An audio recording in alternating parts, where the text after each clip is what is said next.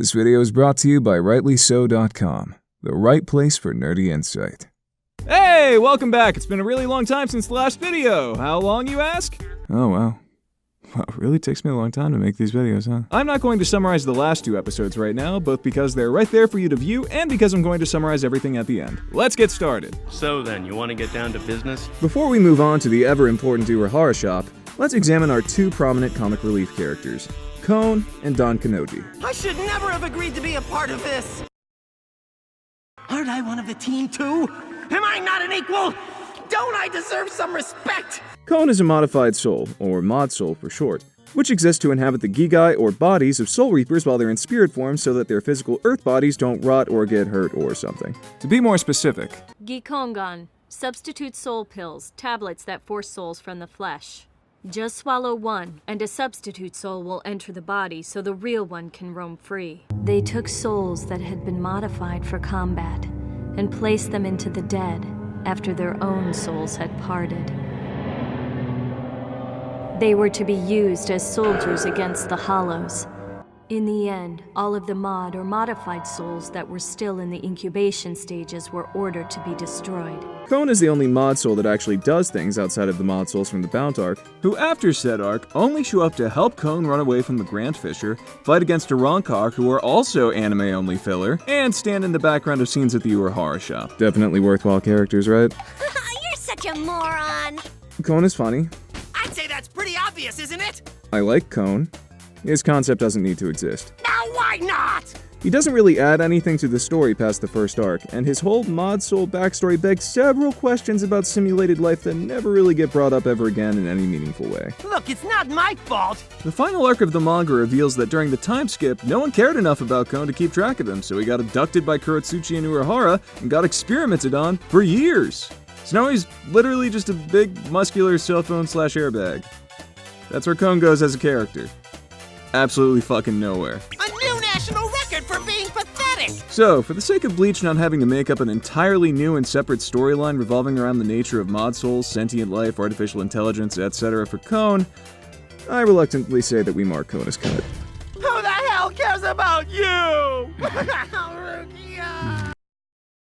This century's premier spiritualist and messenger from hell, Mr. Don Kanonji!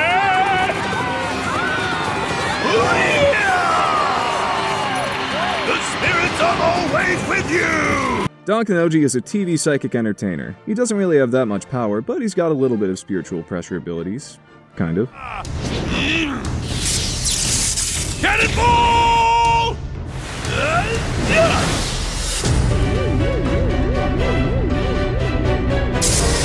He barely shows up, he's zany, and he's a breather character. His role is a little like that of Excalibur in Soul Eater, except his canon nature doesn't completely break the logic of the story because he can't one-shot the final villain. Wanna fight?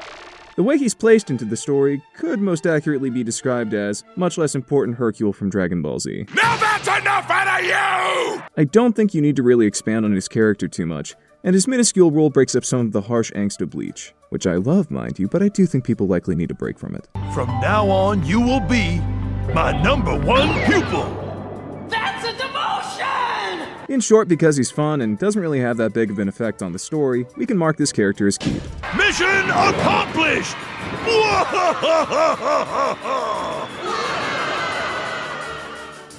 Finally, we come to the Urahara shop, that wacky conspiracy house where spoilers are abound. Come on in. A lot of these characters are important, and I don't think it'll come as much of a surprise to you that I can't see a reason to cut the majority here.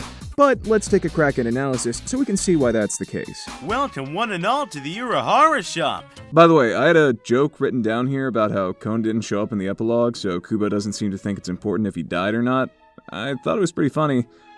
And I remembered that's true of literally everyone at the Urahara shop. So, food for thought. Oh, okay. You see me. How can that be? Just who are you guys anyway? I'm not sure how to answer that question. Ah yes, Kisuke Urahara himself. He's the former captain of Squad 12, officially having made it the Research and Development Division of the 13 Court Guard Squads. When we see him in the series proper, he's the owner and operator of the Urahara shop, a candy storefront that secretly deals in spiritual items. Well, Not so secretly, but we'll talk about that in a bit. Welcome back to my shop, Miss Kuchki.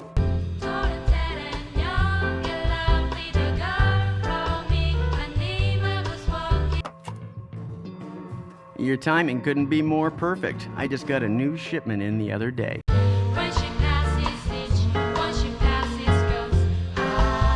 Urahara is also the creator of the Hogyoku, a jewel whose abilities can best be labeled as whatever the plot needed it to do at that exact moment. What are you going to do? I'm going to do the best I can. But mostly it was used to blur the boundary between Soul Reaper and Hollow, turning Soul Reapers into Hollow-masked vizards, and Hollows into Zanpakuto wielding a Rancor. Now you see the true form of my power.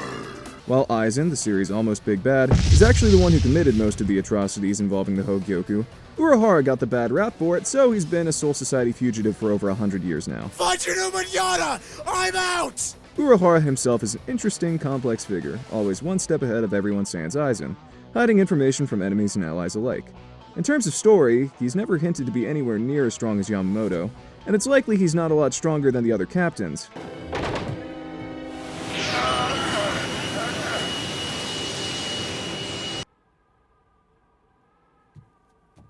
Okay, let's go. It's like someone's got a blade pressed right up against my throat.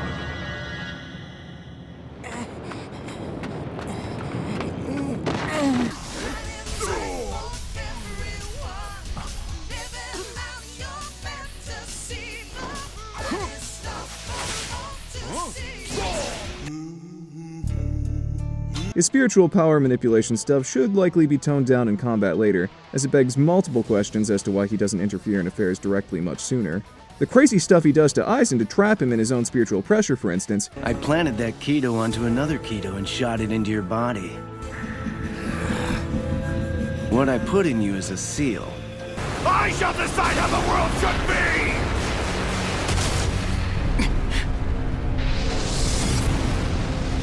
Begs the question of why Urahara doesn't do some of the same to any of the other Rancor or Quincy's before they cause huge problems. However, Kisuke does bring a lot to the table in terms of the story. While more should be explained about what he'd been doing in Japan for 100 years after being banished, and there should be some implication that he went under false names to hide his identity from Soul Society. It's been so long, it's probably not even my name legally anymore. I mean, seriously, Rukia should not be buying things from him when he's a wanted criminal. If she even recognizes his name and his business, she should be trying to arrest or capture him. That makes no fucking sense. Besides, I know and you know that you're operating outside the law. For conducting research on banned phenomena and using such to cause injury to fellow squad members. I object. My client has done nothing wrong. He killed 27 children and crippled 5. He's clinically insane, Your Honor. He's crazy. Overall, he fits into the story pretty nicely. Well, I suppose that's one way to look at it. In terms of an actual character arc, I do think that you could do much better, like having there be actual motivations for his actions in the Quincy arc, other than just Urahara's around and thus he's helping. But we'll get there eventually. But what I want to know is why are you so hung up on Kisuke Urahara anyway? We can thus mark Kisuke Urahara down with a loving, confident keep. Who would have known? I have heard that name somewhere.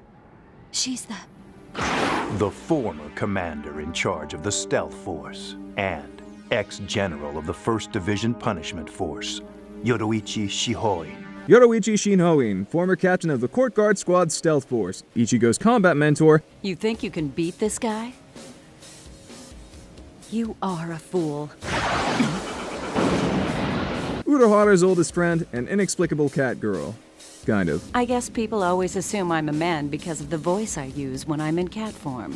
Yoruichi's role in the story is largely that of Urahara's partner in crime, being much more proactive in combat and directly assisting Ichigo more than Urahara does.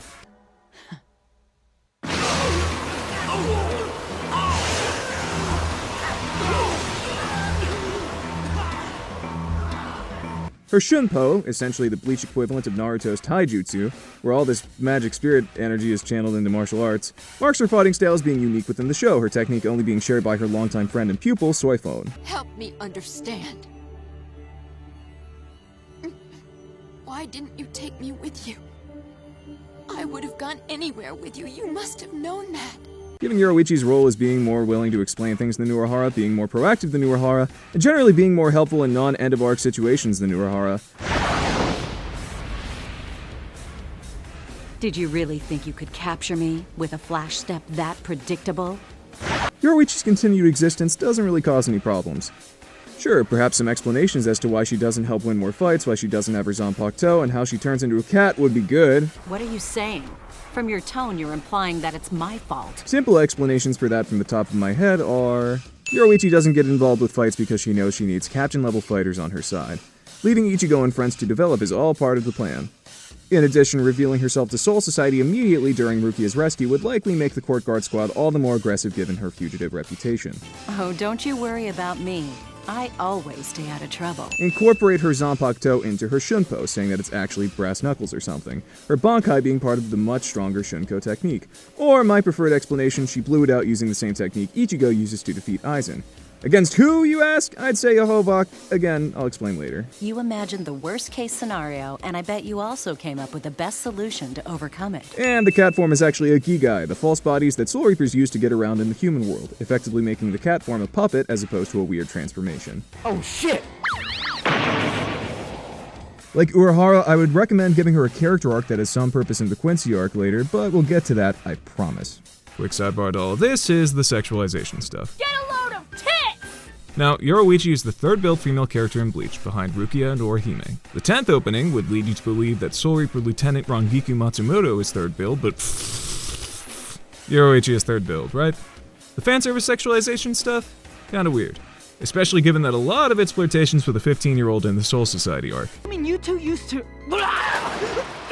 You scared the hell out of me! Can't you even cross your legs? If it was Urahara showing his junk to Orihime, we'd all rightfully be like, gross.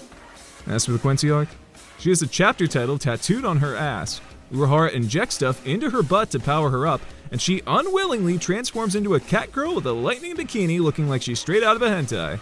And she falls asleep in Urahara's lap. Don't do that to your older, stronger female character. Don't make her into a weird fetish object. Please don't do that. It makes her feel less like a character with agency and more like an other that exists only to be sexually desired. Would you rather fuck me instead? Keep all that stuff in mind for her, and I say we mark Yoruichi down as keep. What's so funny, smartass? The rules are whatever I say they are. Ah! Maybe you'd like to try that technique on my head, Jinta. Oh, put me down! Tessai is, by and large, the weird guy that Urahara keeps around to clean his shop and handle things out front. Just give me a minute. I'll go and see if the boss is up and moving yet. In terms of backstory, Tessai is the ex-captain of the Kido Corps of the Court Guard Squad, a body that's only really mentioned and relevant in the flashback Turn Back the Pendulum arc. In it, he helps Urahara fend off Aizen and the newly formed Vizard. Clear out of the way! Captain Urahara! Hano, number 88! Hiryu, Gekisoku, Shiten, Raihu! Before assisting Urahara in finishing the Hogyoku. How can we? We will use time stop and teleportation techniques. But wait, those are... Yes, I am well aware. Both of the techniques are strictly forbidden. Which is why I suggest that you close your eyes and stop listening for the next few moments. Like Urahara, he's banished from Soul Society. Now he just occasionally helps around the shop. Finding Ichigo when they try to get his Soul Reaper powers back after almost getting killed by Renji. Bakuro, 99 Part 1 restrict. No doubt you think it rather harsh of me, but until you have cleared this lesson, your arms must unfortunately remain bound, Ichigo. After that, Tessai doesn't really do anything. God, can't anyone pay attention nowadays? So this is a character that could actually use some more relevance. Expanding on his relationship with Yoruichi and Urahara as the older man who didn't want to leave Soul Society but was forced to, could be useful here. Well, sir, I leave the rest to you. Especially since he had to spend 100 years wandering around Japan with the two of them. You know, throughout the totally peaceful period that was the 20th century in Japan. Yeah. Honestly, having Tessai be a little grouchier would be nice. I'm going to fuck you up, Mr. Customer! Having more scenes where he talks about his relationships would be nice. How do you make him relevant in fights later? Easy. Make him one of the Visored, people with hollow masks like the one Ichigo has.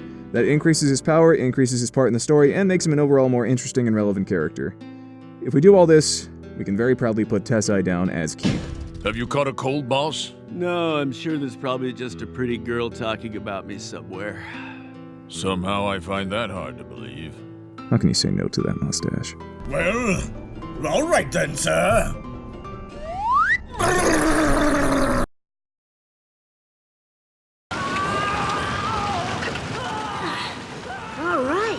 Looks like he's gonna become a hollow after all.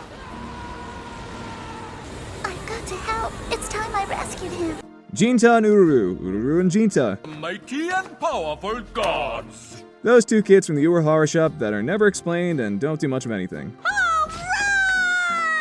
Please, Jinta, you have to get back to work or we're gonna be in trouble with Tessai again. Shut up, Ururu. Except one thing. Ururu is strong enough to physically beat down Ichigo when his Soul Reaper powers are budding.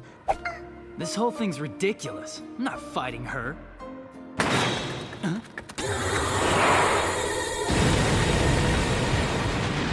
We tried to warn him, didn't we? And much later, she's strong enough to beat down a mid-ranked Rancor, a hollow strong enough to beat up Court Guard Squad Lieutenant Soul Reaper Renji Ibarai. Where did that kid come from?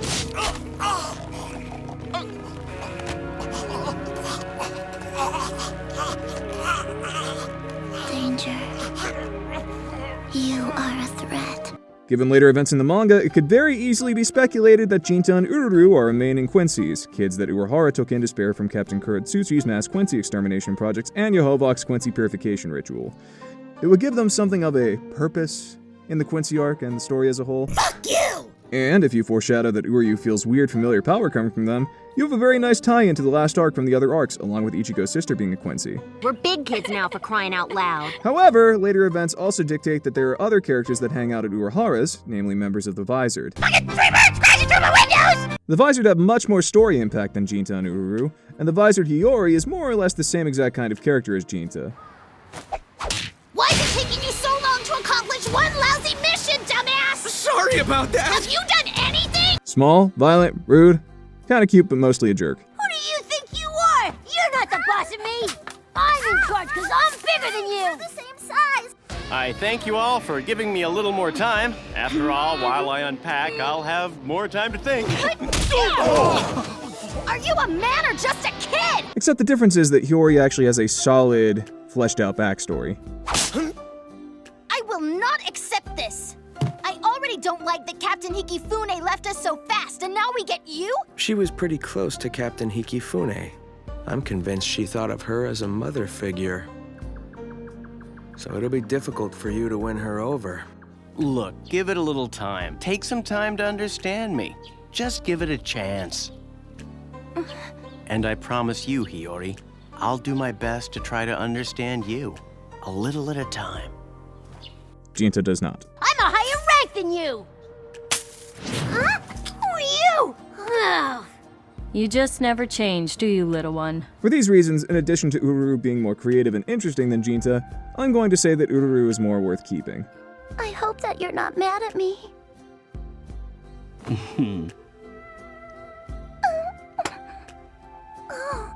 There's no need to be afraid, Ururu. We're in this together. Should you mark Ururu as being one of the Quincy's, and perhaps later joining the Stern Ritter Quincy villains, then you can definitely mark her as keep. I know that Jinta can act so juvenile, but would you still be willing to play with him sometime? Jinta, regrettably... Who am I kidding? Fuck Jinta. Cut.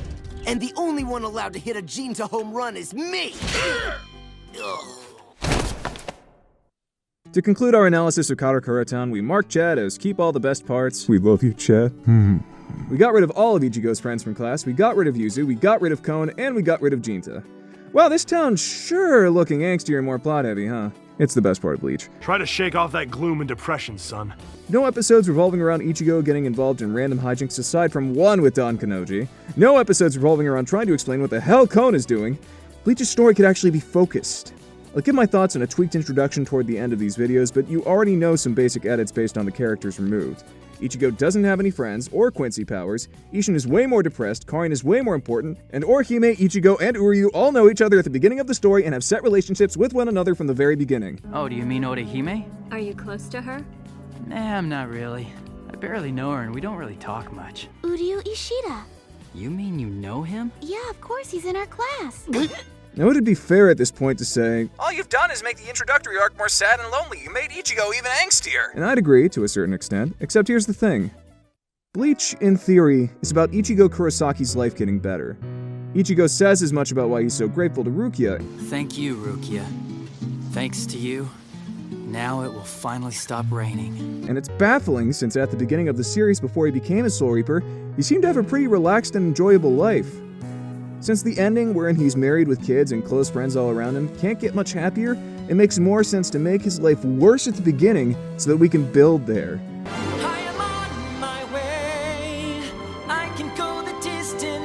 Ichigo's life in Bleach proper isn't that bad from the start, but he acts so miserable. It'd be much easier to buy into Ichigo's personality if his home life and school life were legitimately that crappy. I promise you, I want these characters to be happy. I just want them to earn it. With all that said and done, we're gonna go on to the big mess that is Soul Society and the Court Guard Squad.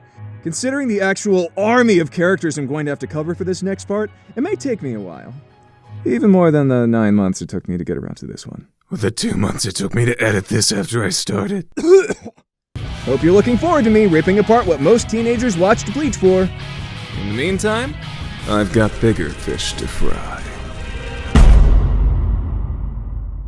If you've got time, check out the Wrightly So website for more content, and if you're able, we would be extremely grateful if you could support us on Patreon. Even $1 a month would really help us out and incentivize us to start working more, and we would deeply appreciate it. Thanks again, everyone, and see you next time.